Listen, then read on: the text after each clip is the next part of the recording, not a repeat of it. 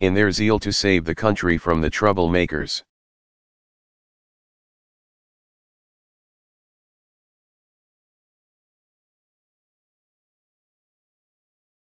The marshal and his helpers did not even consider it necessary to produce a search warrant.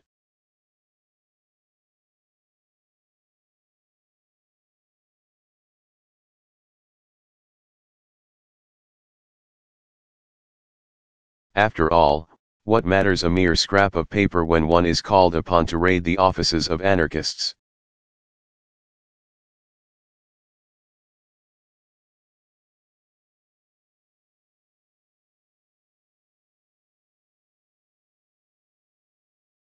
Of what consequence is the sanctity of property?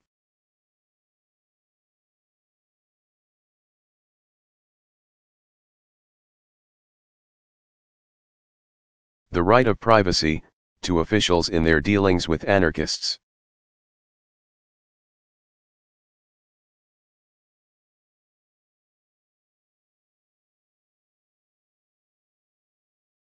In our day of military training for battle, an anarchist office is an appropriate camping ground.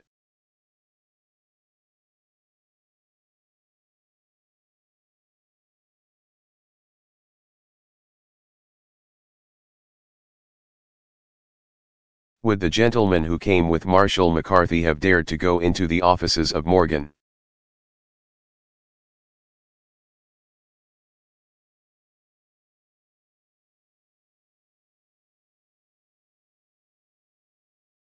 Of Rockefeller, or of any of those men without a search warrant?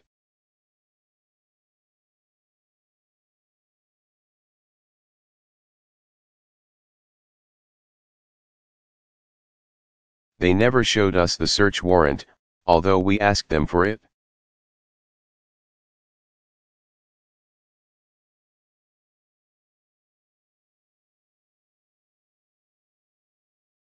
Nevertheless, they turned our office into a battlefield, so that when they were through with it,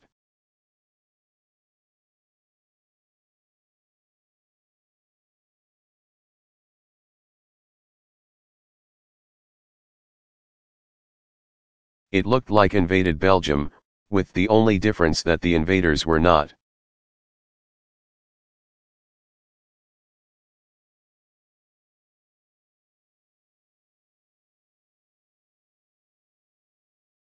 Prussian barbarians but good American patriots bent on making New York safe for democracy.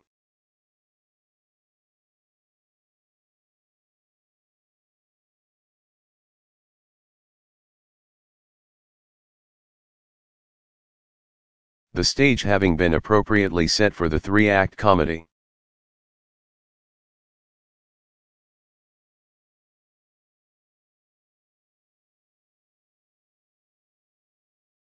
And the first act successfully played by carrying off the villains in a madly dashing automobile which broke every traffic regulation.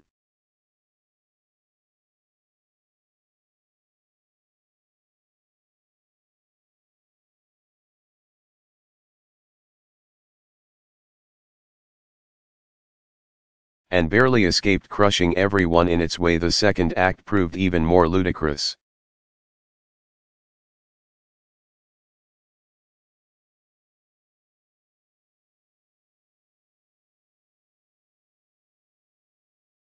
$50,000 bail was demanded, and real estate refused when offered by a man.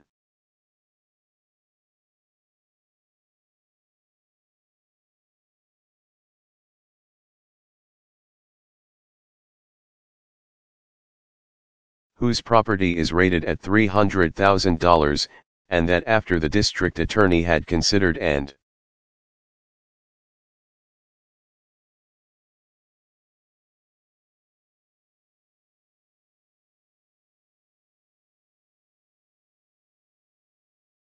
in fact, promised to accept the property for one of the defendants.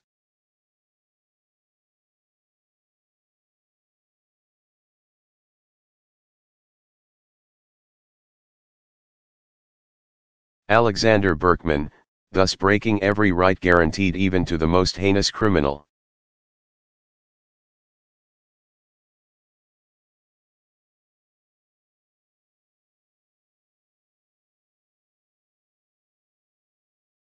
Finally, the third act, played by the government in this court during the last week.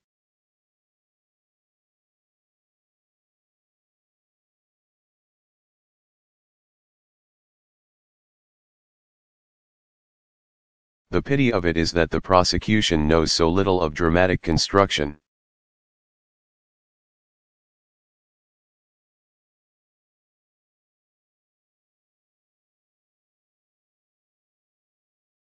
Else it would have equipped itself with better dramatic material to sustain the continuity of the play.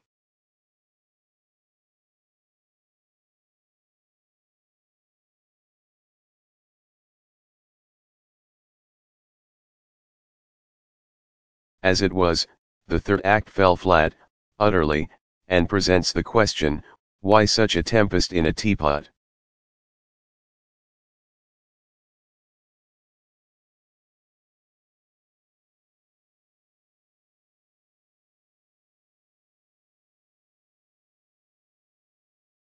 Gentlemen of the jury, my comrade and co-defendant having carefully and thoroughly gone into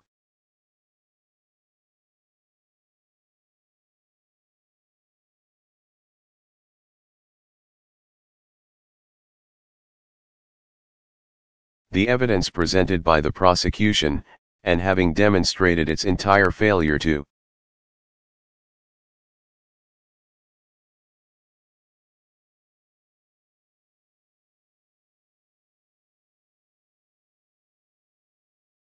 prove the charge of conspiracy or any overt acts to carry out that conspiracy.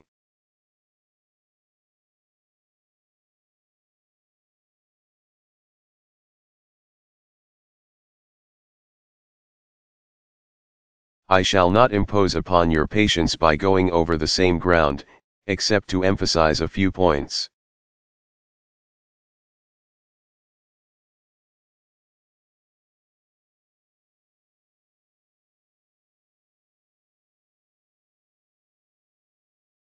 To charge people with having conspired to do something which they have been engaged in doing most of their lives.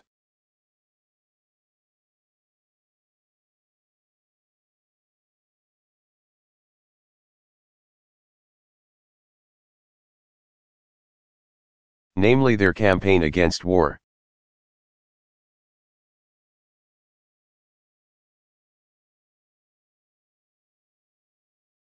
Militarism and conscription as contrary to the best interests of humanity, is an insult to human intelligence.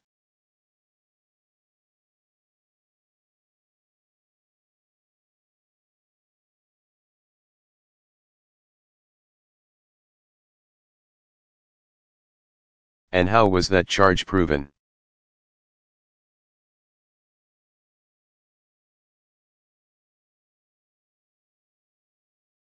By the fact that Mother Earth and the Blast were printed by the same printer and bound in the same bindery.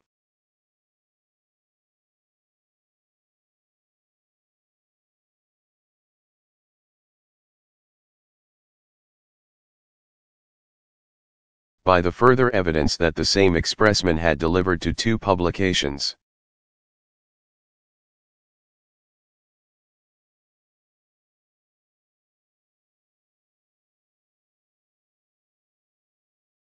And by the still more illuminating fact that on June 2 Mother Earth and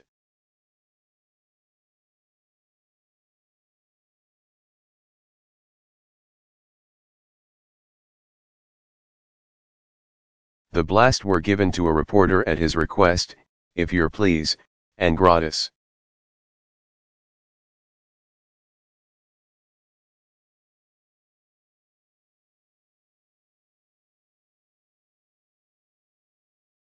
Gentlemen of the jury, you saw the reporter who testified to this overt act.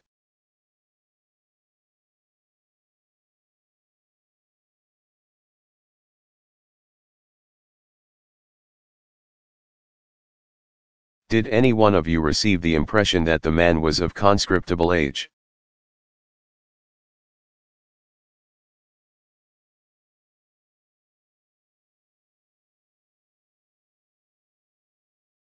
And if not, in what possible way is the giving of Mother Earth to a report for news purposes proof demonstrating the overt act?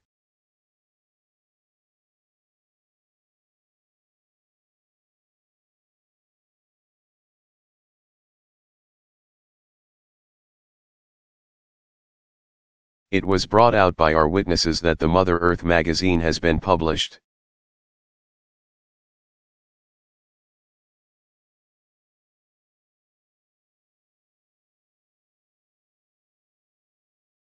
For 12 years.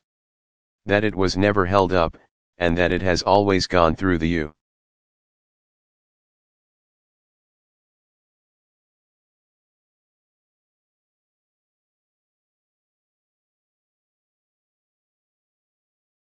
S mail as second-class mail matter.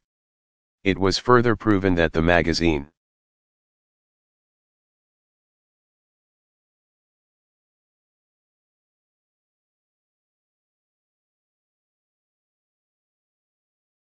appeared each month about the 1st or 2nd.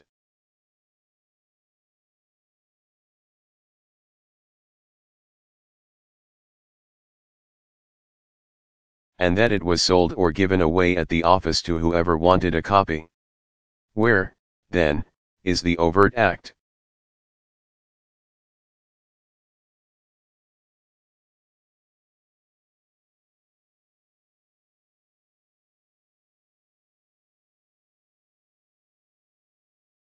Just as the prosecution has utterly failed to prove the charge of conspiracy.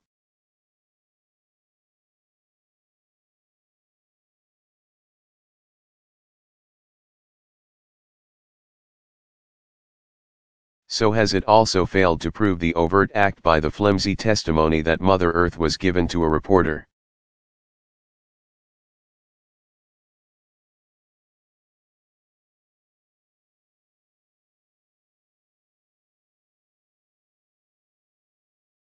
The same holds good regarding the blast.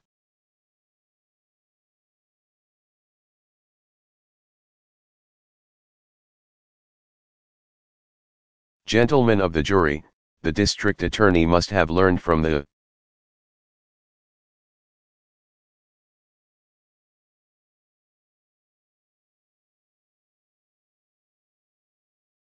reporters the gist of the numerous interviews which they had with us.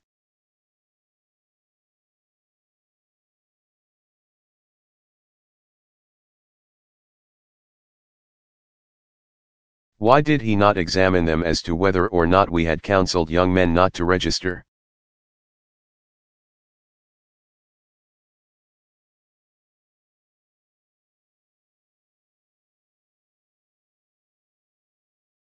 That would have been a more direct way of getting at the facts.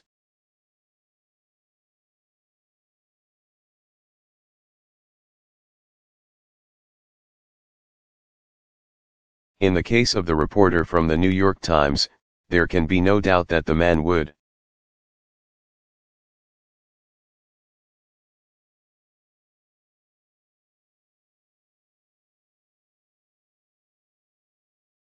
have been only too happy to accommodate the district attorney with the required information.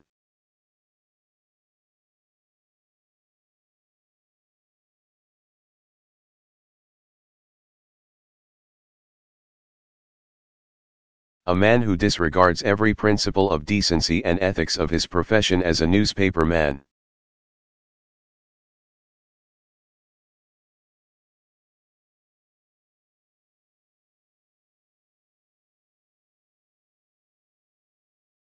By turning material given him as news over to the district attorney.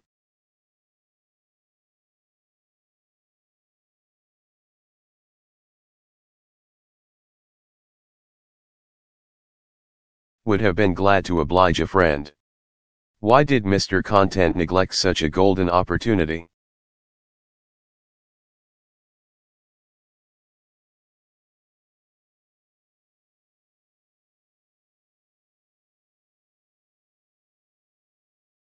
Was it no because the reporter of the Times, like all the other reporters,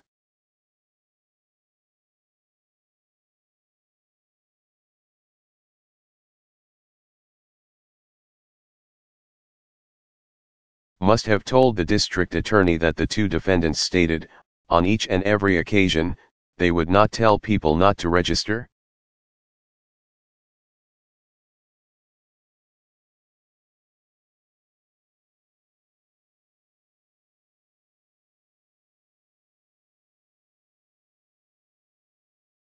Perhaps the Times reporter refused to go to the extent of perjuring himself.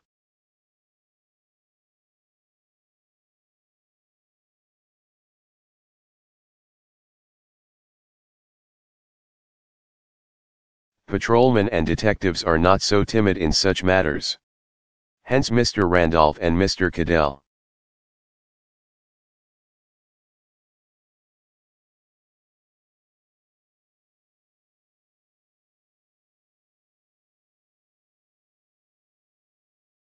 To rescue the situation. Imagine employing 10th rate.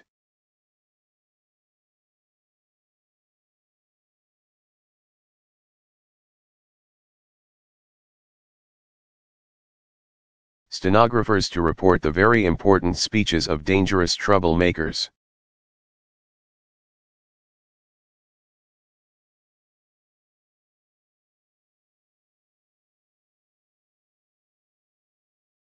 What lack of forethought and efficiency on the part of the district attorney.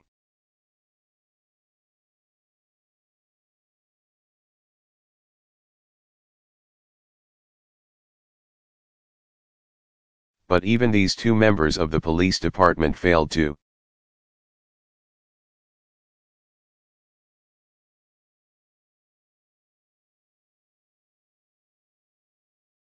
prove by their notes that we advised people not to register.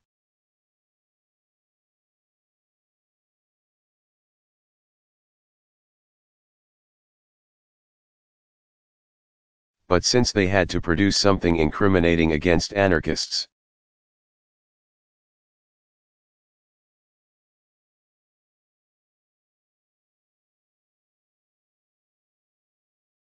they conveniently resorted to the old standby, always credited to us: we believe in violence and we will use violence.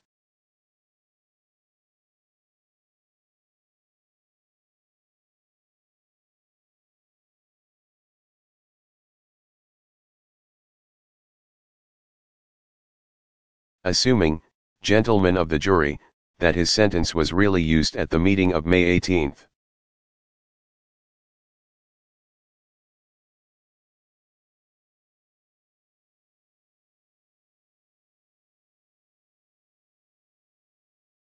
It would still fail to prove the indictment which charges conspiracy and overt acts to carry out the conspiracy.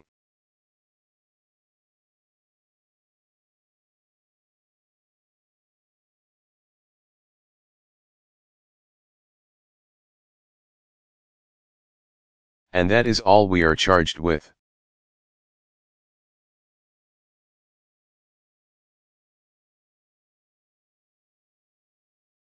Not violence, not anarchism.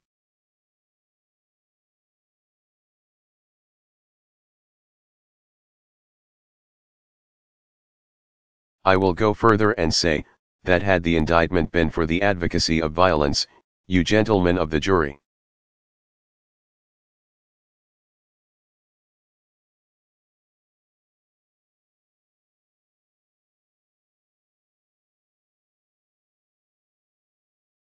would still have to render a verdict of not guilty.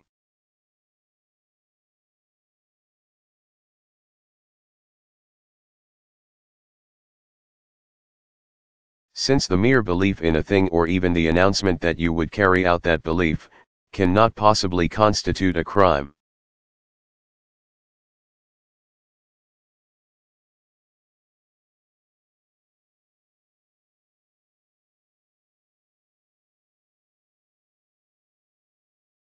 However, I wish to say emphatically that no such expression as "we believe in violence"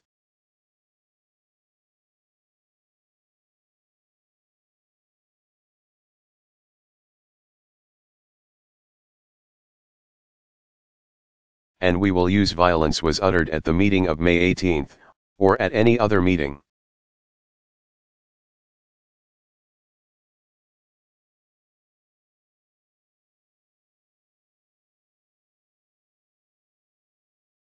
I could not have employed such a phrase, as there was no occasion for it.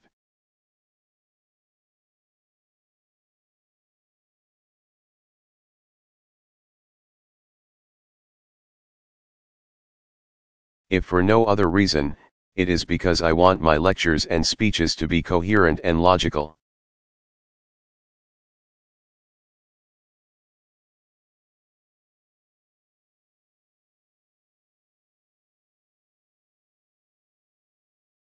The sentence credited to me is neither.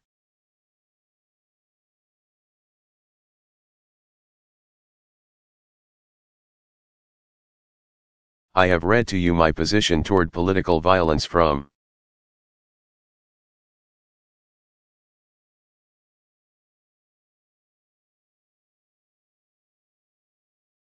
a lengthy essay called The Psychology of Political Violence.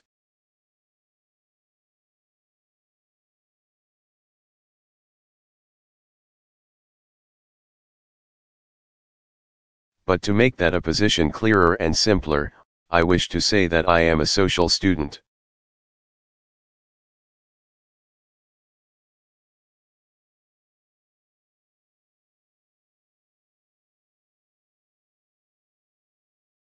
It is my mission in life to ascertain the cause of our social evils and of our social difficulties.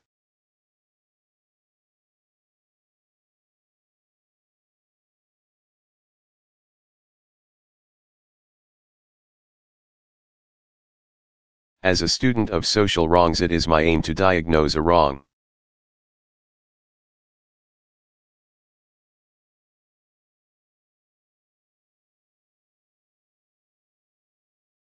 To simply condemn the man who has committed an act of political violence, in order to save my skin.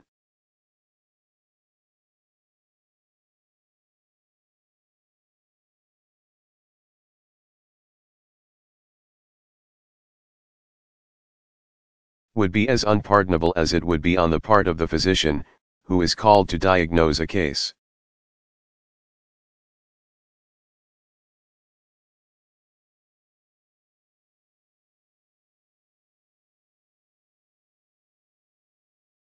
To condemn the patient because the patient has tuberculosis, cancer, or some other disease.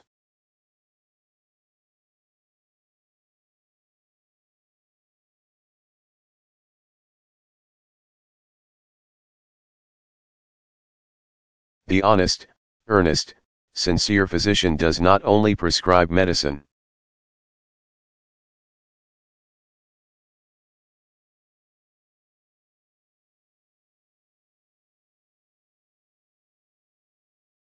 He tries to find out the cause of the disease.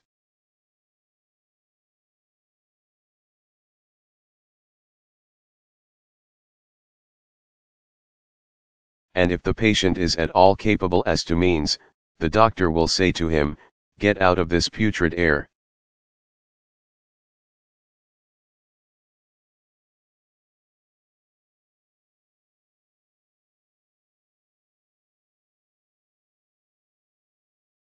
Get out of the factory, get out of the place where your lungs are being infected.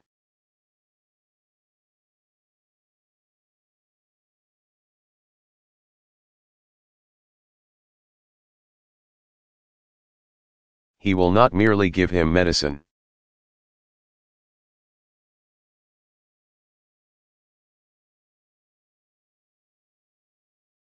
He will tell him the cause of the disease.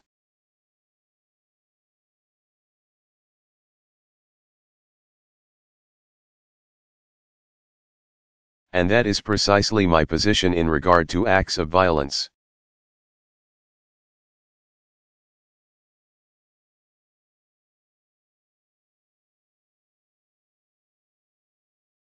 That is what I have said on every platform.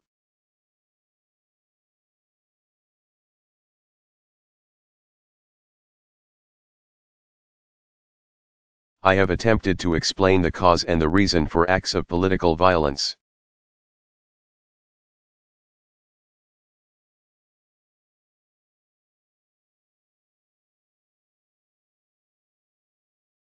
It is organized violence on top which creates individual violence at the bottom.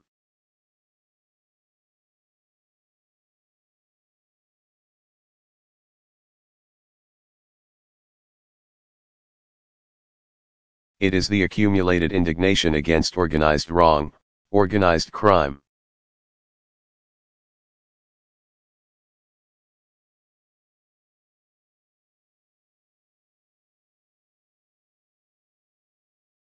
Organized injustice which drives the political offender to his act.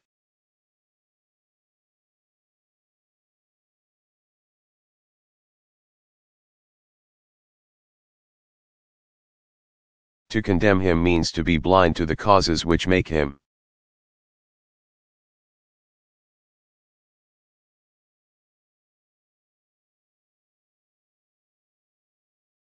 I can no more do it, nor have I the right to, than the physician who were to condemn the patient for his disease.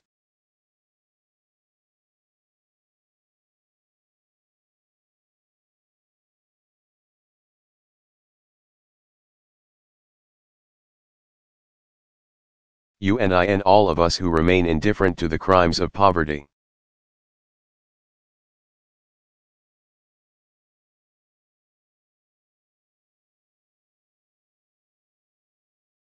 Of war, of human degradation, are equally responsible for the act.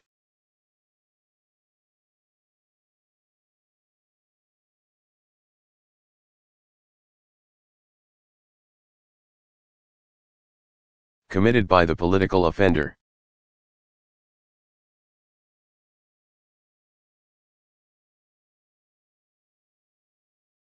May I therefore be permitted to say, in the words of a great teacher,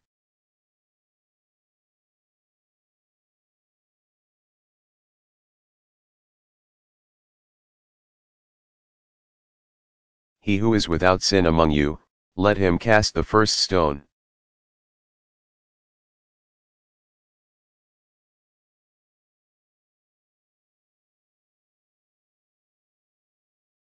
Does that mean advocating violence?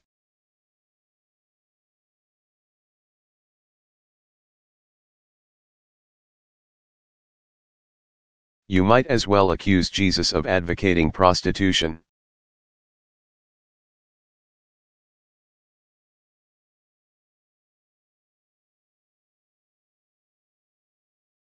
Because he took the part of the prostitute, Mary Magdalene.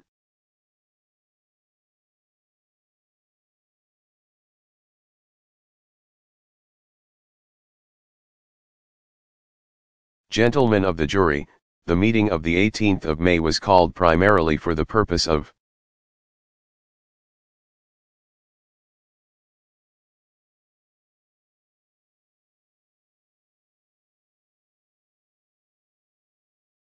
voicing the position of the conscientious objector and to point out the evils of conscription.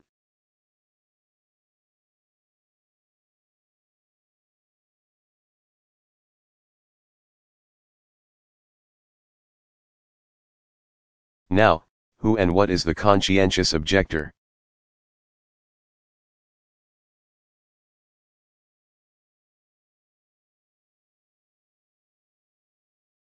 Is he really a shirker, a slacker, or a coward?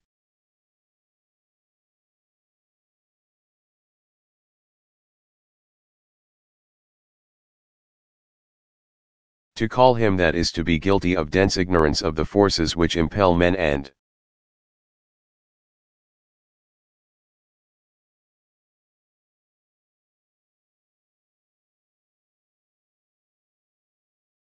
women to stand out against the whole world like a glittering lone star upon a dark horizon.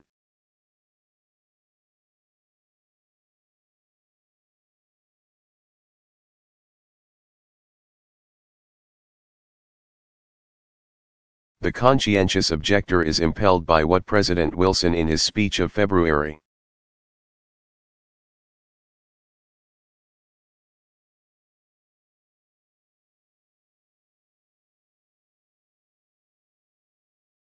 (3, 1917) called the righteous passion for justice upon which all war, all structure of family,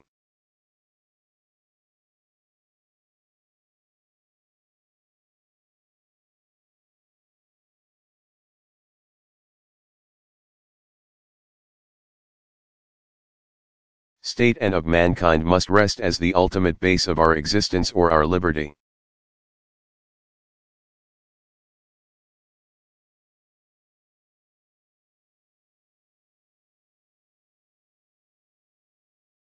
The righteous passion for justice which can never express itself in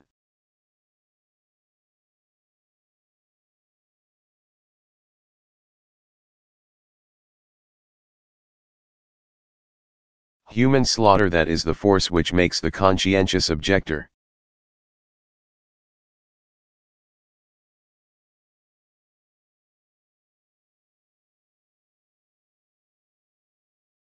Poor indeed is the country which fails to recognize the importance of that.